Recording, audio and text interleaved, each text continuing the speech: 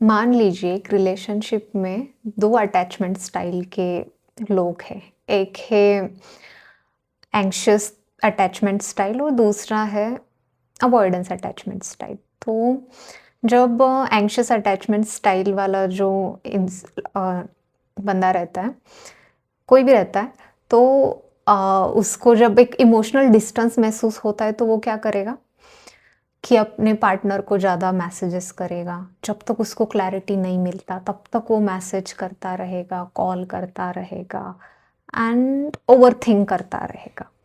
वहीं दूसरी तरफ जो अवॉइडेंट टाइप का जो अटैचमेंट स्टाइल रहता है, उसमें वो क्या करेगा कि यार उसको लगता है कि मेरी स्पेस ख़त्म हो रही है, मेरे से ज़्यादा एक्सपेक्टेशंस है सामने वाले की।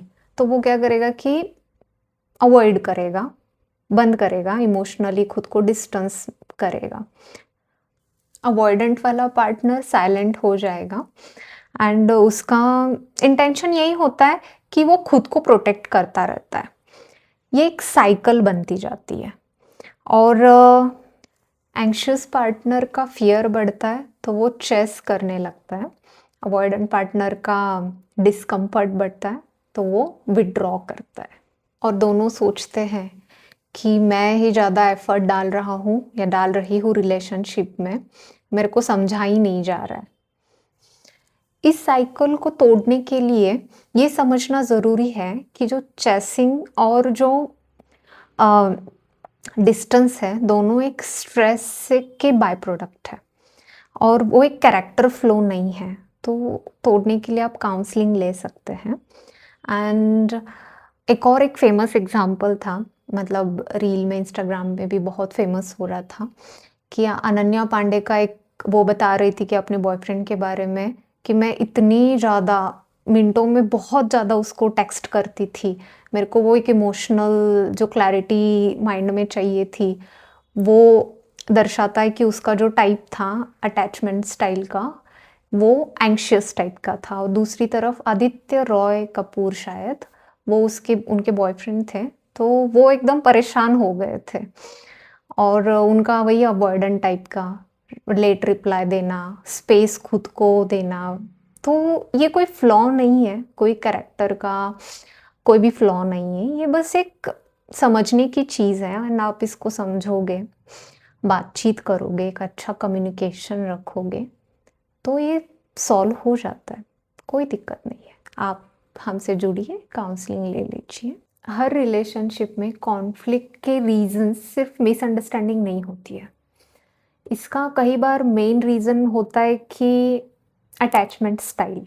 अटैचमेंट स्टाइल्स बचपन के इमोशनल जो एक्सपीरियंसेस होती हैं, वहाँ से डेवलप होती हैं एंड जब आप अडल्ट होते हैं तब वो एक्टिवेट होती है। यहाँ पे अटैचमेंट मतलब कबीर सिंह वाला अटैचमेंट नहीं।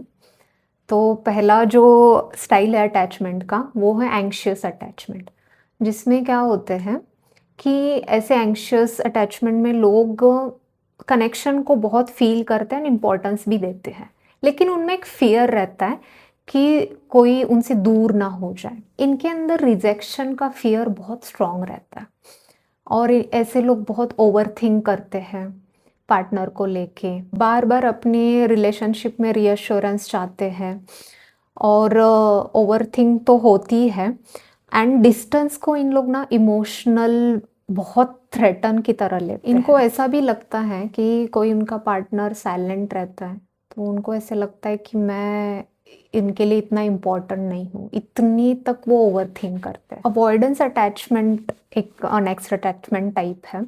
उसमें लोग अटैचमेंट को और मतलब इंडिपेंडेंस जो रहती है खुद की, उसको बहुत इम्पोर्टेंस देते हैं। बहुत इंडिपेंडेंस को सेफ्टी समझते हैं। जब इमोशनल क्लोजनेस बढ़ती है तब उनको एक फियर सा लगता है और उनका नर्वस सिस्टम तब एक्टिवेट होता है और वो रिलेशनशिप से विड्रॉ भी कर सकते हैं और वो अपने इमोशंस को सप्रेस करते हैं। उनकी एक फेमस लाइन है, जब कोई उनके पास कोई ऐसे क्लोज होता है तो वो बोलते हैं मेरी फ्रीडम ख़त्म हो रही है। प्रॉब्लम तो तब बढ़ती है जब ये एंग्शियस अटैचमेंट और ये अवॉइडेंस अटैचमेंट वाले लोग रिलेशनशिप में आ जाते हैं। कनेक्शन के लिए चेस करता है और एक दूसरे से भागने के लिए, और दोनों अपने-अपने वे में सही भी रहते, सेफ फ़ील करने के लिए ऐसा उनका माइंड में रहता है। तो ये जो अटैचमेंट स्टाइल्स ये कोई फ्लॉ नहीं है, एंड ये जो है मतलब इमोशनल रेगुलेशन से, अवेयरनेस से एंड इमोशंस को समझने से, कम्युनिकेशन से ये ठीक हो सकती है। तो आप इसके लिए हमसे जुड़ सकते हैं।